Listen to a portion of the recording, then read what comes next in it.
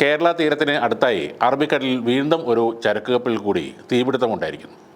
Indian coast ഗാർഡിൻ്റെ വളരെ പെട്ടെന്നുള്ള ഇടപെടൽ കാരണം ആ കപ്പലിലെ തീ നിയന്ത്രണ വിധേയമാക്കിയിട്ടുണ്ട്.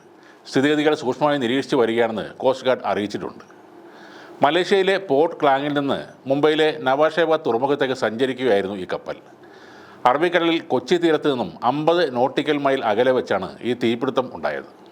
സിംഗപ്പൂർ പതാകയുള്ള MV ഇൻഡോനേഷ്യ ടെനാസിറ്റി എന്ന ചരക്ക് കപ്പലിലെ കണ്ടെയ്നറുകളിൽ ഒന്നിലാണ് തീപിടുത്തം ആദ്യം ഉണ്ടായത്. ഇന്ത്യൻ കോസ്റ്റ് ഗാർഡിൻ്റെ അടിയന്തര രക്ഷാപ്രവർത്തനത്തിലൂടെ ആ തീ പൂർണ്ണമായും നിയന്ത്രണ വിധേയമാക്കി കഴിഞ്ഞു. ഇന്നലെ രാവിലെ 8:45-നാണ് കപ്പലിലെ ഡെക്കിൽ സൂക്ഷിച്ചിരുന്ന ഒരു കണ്ടെയ്നറിൽ തീപിടിച്ചതായി റിപ്പോർട്ട് ചെയ്യപ്പെട്ടത്.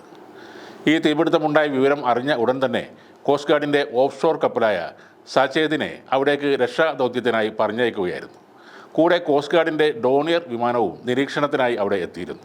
കപ്പലിലെ തീ നിയന്ത്രണ വിധേയമായെന്ന് മാസ്റ്റർ പിന്നീട് കോസ്റ്റ് ഗാർഡിനെ അറിയിക്കുകയായിരുന്നു. കൂടുതൽ സഹായം ഇപ്പോൾ ആവശ്യമില്ലെന്നും അവർ വ്യക്തമാക്കിയിട്ടുണ്ട്.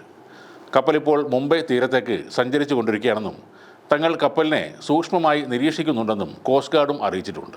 മലേഷ്യയിലെ പോർട്ട് ക്ലാങ്ങിൽ നിന്ന് പുറപ്പെട്ട ഈ കപ്പലിൽ 1387 കണ്ടെയ്നറുകളും 25 ഫിലിപ്പീൻസ് സ്വദേശികളായ ജീവനക്കാരും ഉണ്ടായിരുന്നു. LED ലിഥിയം ബാറ്ററികളാണ് ഈ കപ്പലിൽ ഉള്ളതെന്നാണ് വിവരം.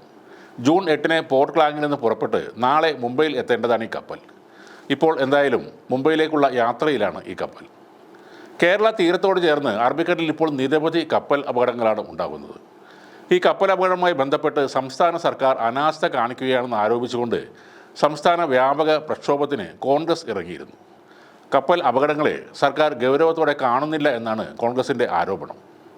തീരദേശ ജില്ലകളിൽ പ്രതിഷേധ പ്രകടനങ്ങൾ നടത്താനും KPCC ആഹ്വാനം ചെയ്തിരുന്നു. ഒരു കപ്പൽ അപകടം ഉണ്ടായാൽ അതിലുള്ള കണ്ടെയ്നറുകളിലെ അപകടകരമായ വസ്തുക്കളാണ് കടലിലെ ആവാസ വ്യവസ്ഥയ്ക്കും തീരപ്രദേശത്തിനും പ്രശ്നമുണ്ടാക്കുന്നത്. കഴിഞ്ഞ 2 അപകടം നടന്നപ്പോഴും ആ കപ്പലുകളിൽ അപകടകരമായ വസ്തുക്കൾ ഉണ്ടായിരുന്നു.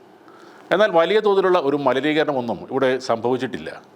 കടലിലെ മീൻ കഴിക്കരുത് എന്നൊക്കെ വ്യാപകമായി പ്രചാരണവും ഉണ്ടായിരുന്നു.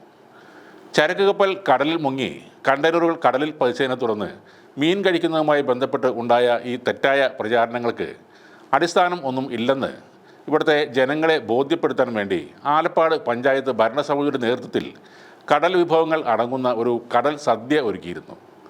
ചെറിയഴിക്കൽ ഫിഷിംഗ് ലാൻഡിംഗ് സെൻറ്ററിൽ നടന്ന ഈ ചടങ്ങിൽ പങ്കെടുത്തവരെല്ലാം അവിടെ ഒരുക്കിയ കടൽ മീൻ കഴിച്ചുകൊണ്ട് അത്തരം ആശങ്കകൾക്ക് യാതൊരു സ്ഥാനവുമില്ലെന്ന് തെളിയിക്കുകയും ചെയ്തിരുന്നു.